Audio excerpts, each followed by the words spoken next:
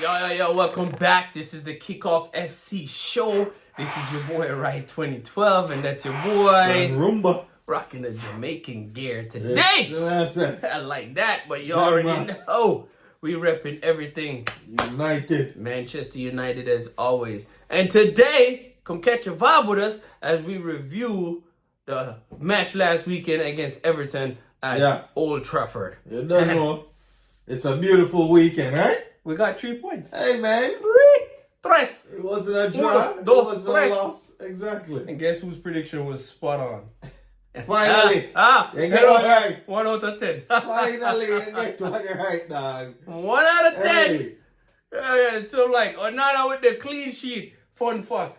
Onana has more clean sheets than Liverpool keeper Alisson. And they're tied for first. Tied for first too? In the Premier League? No, I didn't say all that. I just said he has more clean sheets than Alisson. Okay, and if you really think about it, that's a big deal for Onana because one, Manchester United give up the most shots on targets, especially over the past 6 games, which we'll talk about that in a second. But for you to do all that and still manage to come up with a clean sheet, I think it was a good... Yeah, man. I think that's not too bad. And Onana starting to look like a goalie. Yeah, motivation, progress. You can't get no worse from how you started. So clearly you had to progress, isn't it? Natural progression. So let's see how you bring it to the end of the season and keep it going when everybody gets healthy and then with it. You couldn't have a worse start. No.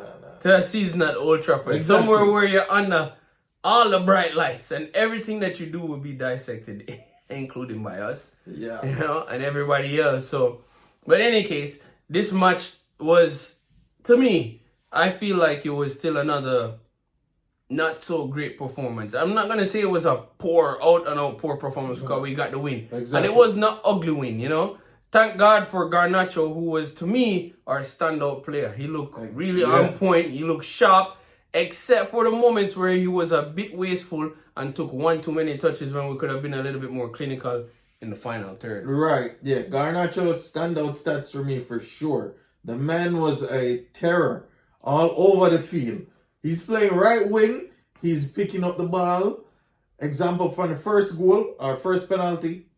He ran all the way across and I take the ball from Rashford. You ain't beating nobody down the line, Knocky, give me. Let me show you. Do 2 bad rock and win a penalty. I love to see that from my wingers. You know what I'm saying? Action. When Ronaldo was there, tearing down the left. What am I do? Step overs. Jokes here. You see what I say? That's what I love to see. Rashford seem like he doesn't have that ability. I mean, he has the ability, but he just seems like he's lost a touch of his flair. Clearly, a kicky run down He has the skills to do it, but he just look like he just lost some of his flair and confidence. He's lost everything. Because me hear the commentator say, you go from 30 goals last year to 6. That is a tremendous drop-off in productivity. But that's Rashford every year. He did the same. Remember that year him and Marshall scored 20 goals? Yeah. The year after that, he disappeared. And so did Marshall. This is the year again. Okay, so next year we're ready for him again. Next year we're ready for him again. Firing, all right? Firing on all cylinders. Let's see. We're going to be here for it. So make sure you drop a like and subscribe because we're here for the journey. That's right. This is not a 100-meter sprint. This is a marathon. Exactly. So we're going to be here for a good while. So as Rumba said, make sure you like, subscribe, tell a friend. Let us know what your thoughts are. But you know what else we want to talk about? That was your standout. I think that was a standout performance. Winning 2 penalties? 2 penalties. Standout performance. For sure. 100%. But I want to jump into some standout stats in my opinion. Right? And the standout stats that I'd like to talk about is how the hell, 2 as a matter of fact.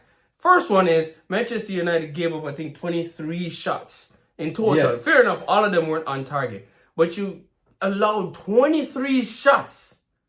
23 shots. And over the past 6 games, you've been averaging over 20 shots just about per game. That's ridiculous. Yeah, 16 shots in the box. 16 shots in the box. That's ridiculous. And then on top of that, the next part of the standout stats that I like to talk about is 50-50 position with Everton. Say what now? Yeah. 50-50 position at Old Trafford. This is why I said I'll take the win as a good win. But the overall performance was not that great in my opinion. No, nothing impressive. Nothing to phone home about. You know what I'm saying? Because Everton had chances, clearly. They had 23 shots. So they clearly had chances to score. They just didn't. You know what I'm saying? So, like I always say, had this been an Arsenal or Liverpool or somebody else, yeah, we would have probably get a buckle. You can't get them under 16 shots in your box. Yeah, ain't no way. Ain't no way you coming home with a clean sheet. No, that's not happening. Them guys is... And we're going to find out because Liverpool is coming up real soon. But we're going to talk about that soon. But in the meantime, that's all I'm saying is... And the thing that pissed me off, which we'll talk about in a different video, is Ten Hag would then come out and be like, the team was extraordinary today. Exceptional. We did brilliant. And you guys have to see how great we're growing. And if I had my full squad, we would have won 75 games. We just got a letter. Wonder who it's from. I need you to shut the hell up. Man, shut up, dog. You might need a dictionary, dog. You might need to learn some different words, because... What are you watching? Those are not the words to be using. What are you when watching? Describing Manchester football game. We're going to talk about you, Ten Hag. But I'm going to focus on the game itself. And like I said, I'll take the 3 points. Clinical win. We needed the 3 points. We needed a bounce back victory. And that's exactly what I said in the last video. Yo, this should be a bounce back victory for us. And that's exactly what it is. Because ain't no way we want to go in with losing momentum. Especially with the games that we got coming up down the road. So with this win against Everton, do you think this puts us back in the conversation for top 4? Top who? What? All right, that answers the question there. Look at where we are on the table. That answers the question there. No, we're fighting for we're fighting to hold on to 6th. Okay, where is it? The space between us and 4th is like the Grand Canyon.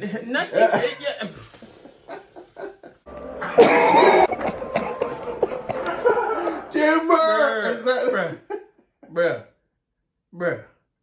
And then it's like, Tottenham and Aston Villa, they're what, like 9 points ahead of us, I believe, or something like that. It's a crazy. And unrealistic. That don't make no sense to me. Like, so nah. So again, we're just fighting to hold on to 6.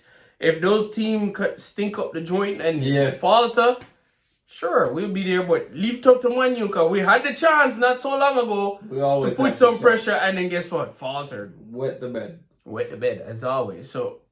You know what I'm saying? But again, going back to this match, we'll take the 3 points. But I'm telling you, this is a warning to the squad. I don't see any football identity. I see we talked about McTominay playing up the experiment with McTominay. The experiment, because we don't have no forward.